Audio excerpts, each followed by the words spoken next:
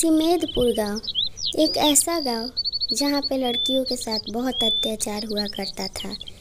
इसी अत्याचार की वजह से परेशान होकर एक दिन उस गांव से सुंदरी अपने गांव में भागने का फैसला लेती है।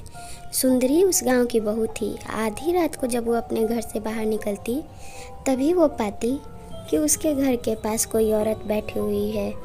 वो उसे देख के घबरा जाती।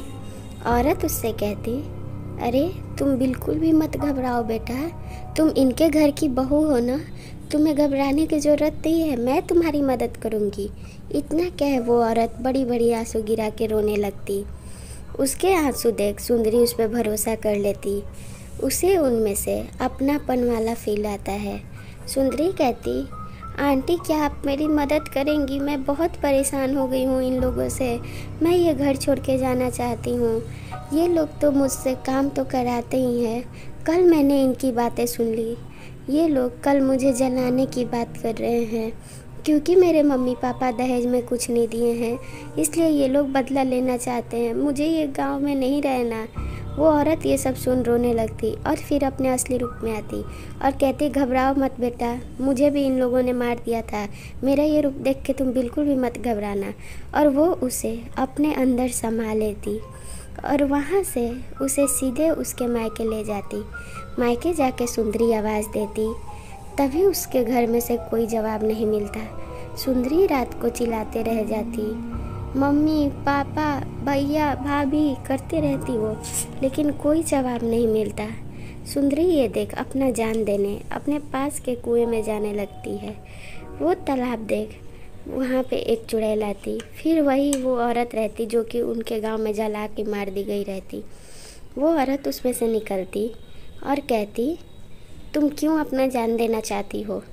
मैंने भी यही गलती की थी। ये लोग मेरा जान ले लिए थे लेकिन मैं अपने आप को नहीं बचा पाई। सुंदरी अब उस चुड़ैल पे ही भरोसा करती और उसके पास चली जाती, ये कहते हुए कि आप जहाँ मुझे ले जाएंगे मैं रह लूँगी। चुड़ैल उसे एक आश्रम पर ले जाकर छोड़ देती। आश्रम पे सुबह में कुछ गांव वाले आते और सुंदरी से कहते, क्या तुम खाना खाओगी? तुम यहाँ पे नहीं हो, कौन से गांव से आई हो? सुंदरी हिचकिचाते हुए अपने गांव का नाम लेती, जी मैं सुमेदपुर से आई हूँ। गांव वाले कहते, अरे ठीक है तुम कहीं मत जाना, यहीं बैठो, हम लोग खाना लेके आ रहे हैं। तभी वो चुड़ैल उनके सामने आ जाती क्योंकि उनके छलावे के बारे में चुड़ैल जान गई थी। उस आश्रम के बाबा जी आते और सुंदरी को बुलाते। सुंदरी आके बाबा जी से कहती, बाबा जी मेरी मदद करिए। बाबा जी उससे सारी बातें पूछते। सुंदरी उन्हें जवाब देने के लिए तैयार हो जाती। बाबा जी से वो अपनी सारी दुख दुविधा कह देती। कहती कि कैसे उसके ससुराल वाले उसे बहुत दिक्कत दिया करते थे और उसके मायके वालों ने भी शादी करके उसका जिम्मेवारी लेना छोड़ दिया। अब वो अपना जान ही देने जा रही थी, तभी उसे एक चुड़ैल चिड़िया बजाई। बाबा जी कहते हैं, ऐसा कैसे हो सकता है कि कोई चुड़ैल चिड़िया होगी? सुंदरी उस चुड़ैल चिड़िया का यकीन उन्हें दिलाती और कहती, बाबा जी मेरा यकीन कीजिए, वो चिड़िया ने ही मुझे यहाँ ला के छोड़ा, बहुत अच्छी है, उसकी आत्मा भटक रही है, आप उनकी मदद कर देते तो बड़ी मेहरबानी होती। बाबा जी एक थाल लेके आते और सुंदरी को कहते कि उसे बुलाओ। देखते ही देखते वो चिड़िया वहाँ आती और बाबा जी से कहती, बाबा जी मेरे शरीर में बहुत जलन है, मैं मुक्ति चाहती हूँ इस दुनिया से। उन लोगों ने मुझे जिंदा जला दिया था, तब से मैं भटक रही हूँ।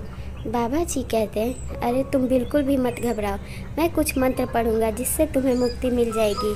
वो उस चुड़ैल चिड़िया के लिए कुछ देर तक कुछ मंत्र पढ़ते हैं, फिर उस चुड़ैल को राहत मिलने लगता और वो धीरे धीरे गायब हो जाती खुशी से।